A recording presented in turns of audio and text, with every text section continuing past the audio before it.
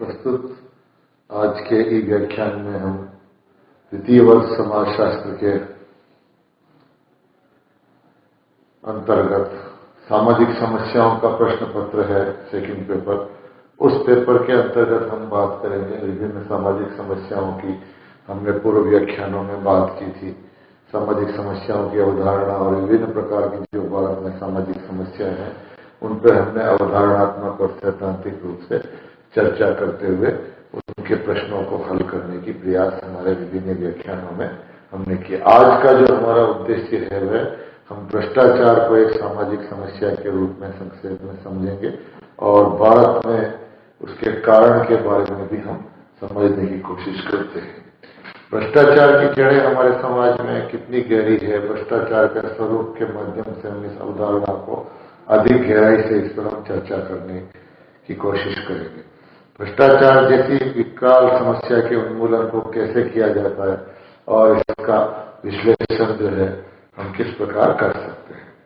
भ्रष्टाचार के कारणों और स्वरूपों के बारे में जानकर हम स्वयं ये जान पाएंगे कि हमारे समाज के अंदर ये गहराई से व्याप्त है भ्रष्टाचार और इससे संबंधित जागरूकता लाने में हमको जो है काफी प्रयास करना पड़ेगा।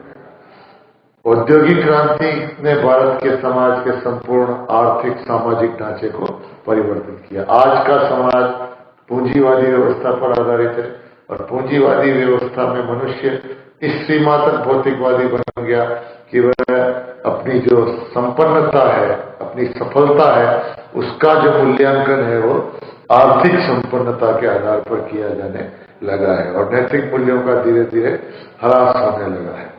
इसी कारण आर्थिक आवश्यकताएं और महत्वाकांक्षाएं इस कदर बढ़ गई है कि व्यक्ति जितना मिल रहा है या मिल गया है उससे संतुष्ट नहीं होता है, बल्कि ये के प्रकार ज्यादा किसी वस्तु को पाने की, अत्यधिक मात्रा में वस्तु को पाने की जो प्रवृत्ति रहती है और उस प्रवृत्ति को पूर्ण करने के लिए संतुष्ट नहीं होता है और भ्रष्टाचार में लिप्त होने की कोशिश करता है। गलत साधनों से जल्दी से जल्दी जो है संपत्ति कमाना चाहता है। इस प्रयास में व्यक्ति अपना नैतिक और मानवीय मूल्यों को भी धीरे धीरे अपने भूलता जाता है। वर्तमान समय में भ्रष्टाचार एक हमारे देश में ही नहीं बल्कि विश्वव्यापी समस्या के रूप में इसको हम देखते हैं और आज प्रत्येक क्षेत्र में विभाग में भ्रष्टाचार ही भ्रष्टाचार दिखाई देता है। इससे समाज का कोई भी अंग अछूता नहीं होता है। सत्ता से लेकर और सबसे निचली पायदान तक हम भ्रष्टाचार का बोलबाला है, चाहे वह सामाजिक क्षेत्र हो, राजनीतिक क्षेत्र हो, आर्थिक क्षेत्र हो। भ्रष्टाचार का हम प्रतिदिन समाचार पत्रों में और टीवी चैनल्स पे और विभिन्न माध्यमों से हम देखते हैं कि भ्रष्टाचार जो है हमारे यहाँ हर जगह दिखाई देता है। भ्रष्टाचार की समस्या दिनों दिन जटिल होती जा रही है। इस पर नियंत्रण काफी कठिन हो रहा है। हम प्रत्येक क्षेत्र में देखें, चाहे वह राजनीतिक क्षेत्र हो, प्रशासनिक क्षेत्र हो, शिक्षा हो, चिकित्सा हो, समाज का व्यवसायिक, बैंकिंग, हर एक जगह हम देखते हैं कि हमको किसी न किसी रूप में भ्रष्टाचार एक अभिन्न अंग के रूप में दिखाई देता है। प्रजातंत्र, समाजवाद, स्वच्छ प्रशासन, सामाजिक न्याय, राष्ट्रीय चरित्र आदि केवल अवधारणाएं बनकर रह गई है। प्रबुद्ध जन, राजनीतिक प्रशासक जो है काफी इस पर चर्चा भी होती रहती है और काफी बहस भी आती है, परंतु फिर भी हम देखते हैं कि कथनी और करनी में अंतर होने के कारण भ्रष्टाचार जो है हमको काफी उसके सामना करना पड़ता है। भ्रष्टाचार व्यक्तियों के जीवन का अंग बन चुका है। भ्रष्टाचार की परिभाषा में गुन्नार मिडेल ने बताया कि भ्रष्टाचार दक्षिण पूर्व एशिया की एक लोक रीति कहा गया है। इससे पता चलता है कि भ्रष्टाचार को लोग एक लोक रीति की तरह अपना चुके हैं। इससे निजात पाना बहुत ही मुश्किल हो रहा है। प्राचीन समय में राज्य और समुदाय का आकार छोटे होने के कारण लोग एक दूसरे से परिचित होते थे, उनका कार्यक्षेत्र भी सीमित होता था।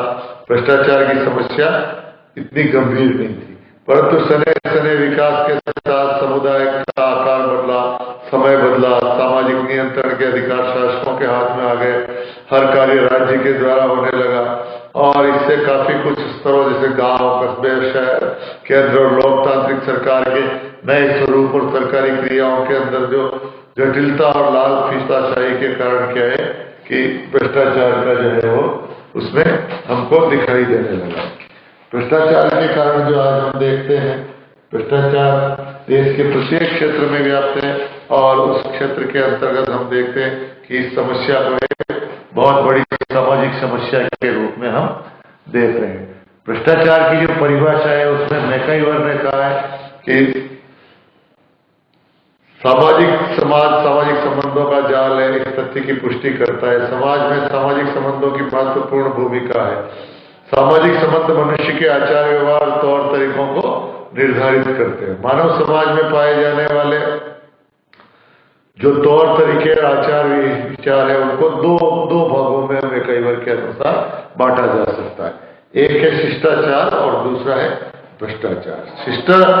शालीन व्यवहार शिष्टाचार तथा इसके विपरीत जो आचरण है, जो शिष्ट और शालीन व्यवहार के जो विपरीत आचरण है उसको भ्रष्टाचार कहा जाता है। भ्रष्ट का अर्थ निकृष्ट से है, इसका निकृष्ट है और आचार का तात्पर्य है मनुष्य के क्रियाकलाप से। इस प्रकार भ्रष्टाचार का अर्थ है मानव के निकृष्ट आचार व्यवहार से, अर्थात प्रत्येक समाज में अपने सदस्यों के लिए कुछ व्यवहारिक प्रतिमान निर्धारित होते हैं और इसका उल्लंघन करना ही भ्रष्टाचार है। अर्थात जो भी व्यक्ति हमारे व्यवहार के जो प्रतिमान है, सामाजिक प्रतिमान है, उसका उल्लंघन करते हुए और इस प्रकार का व्यवहार करता है वो भ्रष्टाचार की परिभाषा में आता है। भ्रष्टाचार को कई सारे विद्वानों ने परिभाषित किया।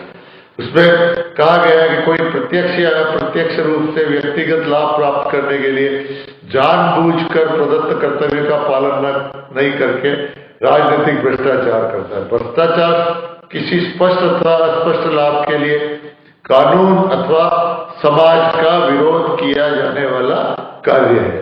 अर्थात भ्रष्टाचार जानबूझकर अपने लाभ के लिए किया जाने वाला एक कृत्य है। इससे समाज और कानून दोनों के नियमों का उल्लंघन होता है।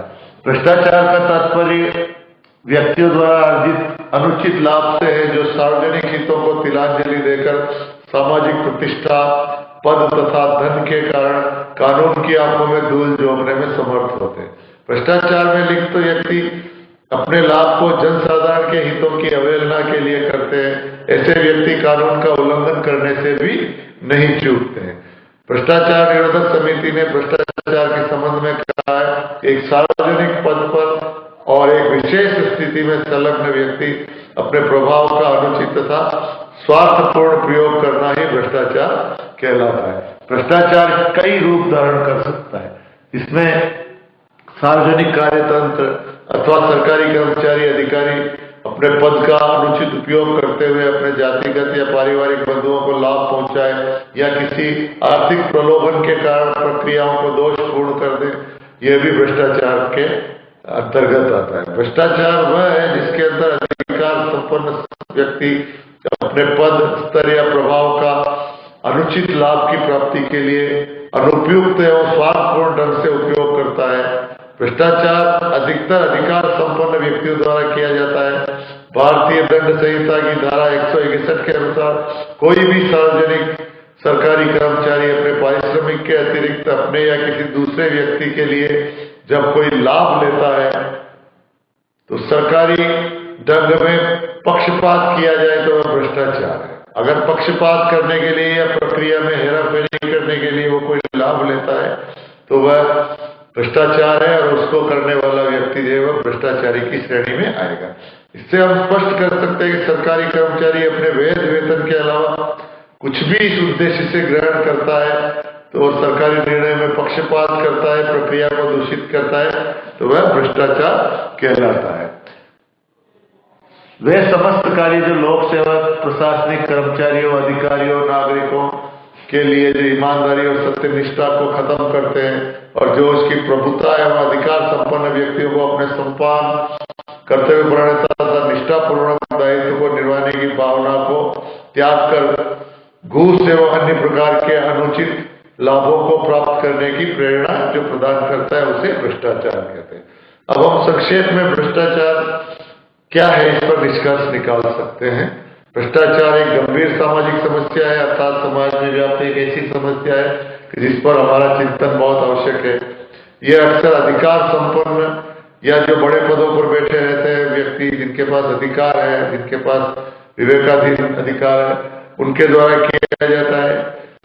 ऐसे व्यक्ति अपने पद एवं अधिकार का दुरुपयोग अनुचित लाभ के लिए करते हैं। ऐसे व्यक्ति समाज कानून का उल्लंघन करते हैं तथा उन्हें प्रभावित करने की क्षमता भी रखते हैं। भ्रष्टाचार में लिप्त व्यक्ति सहयोग और सेवा की भावना त्याग कर अपने स्वार्थ की भावना से कार्य करता है। निजी स्वार्थ के लिए समाज एवं राष्ट्र के हितों को भूल जाता है।